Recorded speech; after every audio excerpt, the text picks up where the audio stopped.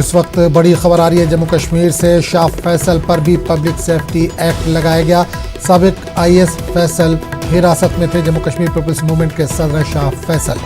जम्मू कश्मीर इंतजामिया की तरफ से शाह फैसल पर सख्त कार्रवाई की गई है। तो आपको एक बार फिर बता दें कि जम्मू कश्मीर से इस वक्त बड़ी खबर आ रही है। शाह फैसल पर भी पब्लिक सेफ्टी एक्ट लगाया गया। साबिक आईएएस फैसल हिरासत में थे। जम्मू कश्मीर पीपल्स मूवमेंट के सदर शाह फैसल। जम्मू कश्मीर इंतजामिया की तरफ से शाह फैसल पर सख्त कार्रवाई हुई है।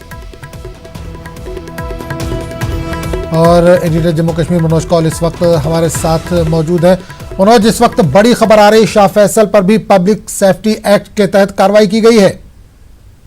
जी हाँ, बिल्कुल। आजम पब्लिक सेफ्टी एक्ट उन पे नाफिज कर दिया गया है, लगाया गया है। जो हमें इंफॉर्मेशन मिली है, शाह फैसल जो कि पहले आईएएस ऑफिसर थे और उसके बाद उन्होंने इस्तीफा दिया था और एक पॉलिटिकल पार्टी उन्होंने बनाई है कश्मीर पीपल्स मूवमेंट।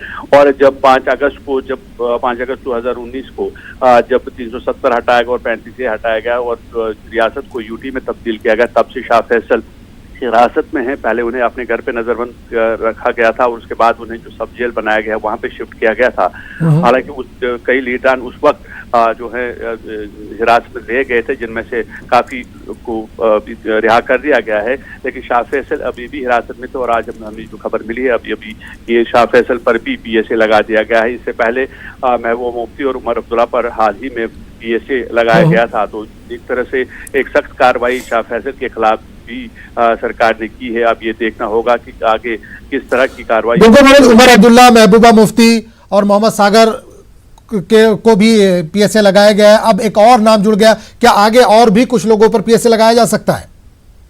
देखिए आजम, जैसे मैंने जिक्र किया कि बहुत सारे लीडरों को हिरासत में लिया गया था और उसके बाद धीरे धीरे कई लीडरान जो है उन्हें रिहा किया गया, जिसमें हर पार्टी के लीडर शामिल हैं, चाहे वो कांग्रेस के हों, नेशनल कॉन्फ्रेंस के हों या पीडीपी के हों, उन्हें रिहा किया गया। लेकिन जैसे मैंने जिक्र किया कि महबूबा मुफ्ती, उमर अब्दुल्ला और इमाम सागर पर पहले ही पीएसए आयद किया गया, तो शाह फैसल पर जो है पीएसए लगाया गया है। और जिससे लगता है कि सरकार जो अलग अलग जो लीडरान हैं, जो बंद हैं सियासतदान, उन पे इंफरादी तौर पर उनकी जो है उन पे नजर रखी जा रही है और ये कोशिश की जा रही है कि वो ये देखें कि उनकी जो अगर उन्हें रिहाई उनकी अमल में लाई जाए तो किस तरह का माहौल बन सकता है, क्या उसे कोई खतरा है पीस में। तो यही वजह है कि शाह फैसल पर आज जो पीएसए लगाया गया, उसे ऐसा लगता है कि जो बाकी लीडरान जो हैं उनकी भी जो है अभी स्क्रूटनी हो रही होगी। उसके बाद ये आने वाला वक्त बताएगा कि क्या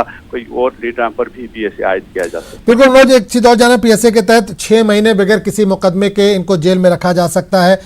कितनी मुश्किलें इनकी बढ़ सकती हैं, क्योंकि वहां पर अभी नई नई इन्होंने पार्टी एक तरह से शुरू की थी, अभी किसी इलेक्शन में भी इन्होंने हिस्सा नहीं लिया था, नए नए सियासतदान बने हैं, कितनी मुश्किलें बढ़ सकती हैं?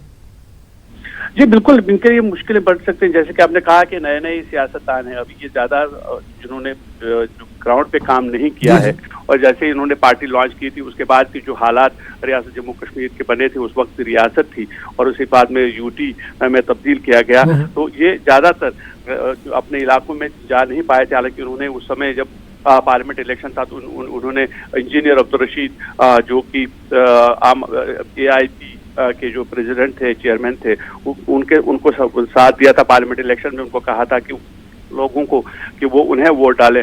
हालांकि इंजीनियर रशीद एक अलग मामले में अभी तिहाड़ जेल में हैं और जो शाह फैसल है, शाह फैसल फिलहाल ज्यादा पॉलिटिकल एक्टिविटी नहीं कर पाए हैं और ऐसे में उन पर पीएसए आयद होना डेफिनेटली उनके लिए एक बहुत बड़ा झटका है, उनकी पार्टी के लिए एक बहुत बड़ा झटका है। क्योंकि अगर वो 6 महीने मजीद कैद में रहते हैं, हिरासत में रहते हैं, तो उसके बाद उनके लिए जो पार्टी का जो फैलाव करना है या वर्कर्स के साथ मिलना जो है वो काफी मुश्किल हो जाएगा और जिससे उन्हें काफी मुश्किलें आगे आ सकती हैं।